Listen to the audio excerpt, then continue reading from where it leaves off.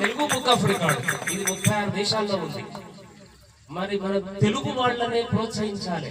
ప్రపంచంలో ఎక్కడున్నా కూడా తెలుగు వాళ్ళు చేసేటువంటి ప్రతి కార్యక్రమాన్ని ప్రోత్సహించాలనే ఉద్దేశంతోనే శిక్షణ తీసుకోగలుగుతున్నాను. ఫస్ట్ ఆఫ్ ఆల్ ఆధ్యాత్మిక ఇప్పుడు ఈ జనరేషన్ అవసరం. అది ఇక్కడి నుంచే ప్రారంభం కావాలి. ఇక్కడ రికార్డ్ ఇస్తున్నామంటే రికార్డ్ అంటే చరిత్ర. ఆ చరిత్ర ప్రారంభం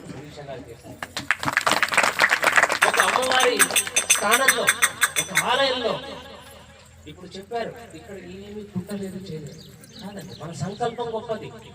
మన సంకల్పం సత్యమైంది, స్వచ్ఛమైంది, సత్సంకల్పం కాబట్టే మనకి ఏమి కావట్లేదు ముందుకు తీసుకెళ్తూ ఉంది. అలానే తీసుకెళ్తుంది. ఇంకా నేను సహస్ర అని చెప్పేసి అన్నారు. 100% కాదు, 1000% సక్సెస్ అవుతుంది.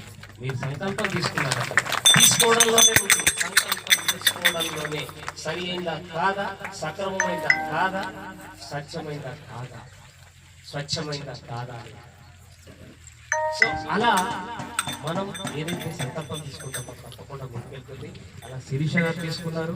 వారు గురుగారు చెప్పినట్టు సంస్కృతం నేర్చుకోవాలని చెప్పేసి వాస్తవంగా సంస్కృతం నుంచే అన్ని భాషలు వచ్చాయి. సంస్కృతం ఆ తర్వాత ద్రావిడం, ద్రావిడం నుంచి మిగతా భాషలన్నీ కూడా ప్రాంతీయంగా వచ్చింది. కాబట్టి మనం మాతృభాష అంటామంటే మాతృ అమ్మ నుండి నేర్చుకునేటువంటి. తమిళంలో మాతృభాష మన తమిళమే, కానీ నిజమైన మాతృభాష సంస్కృతి నుంచి మనం అందరం కూడా నేర్చుకోవాలని చెప్పేసి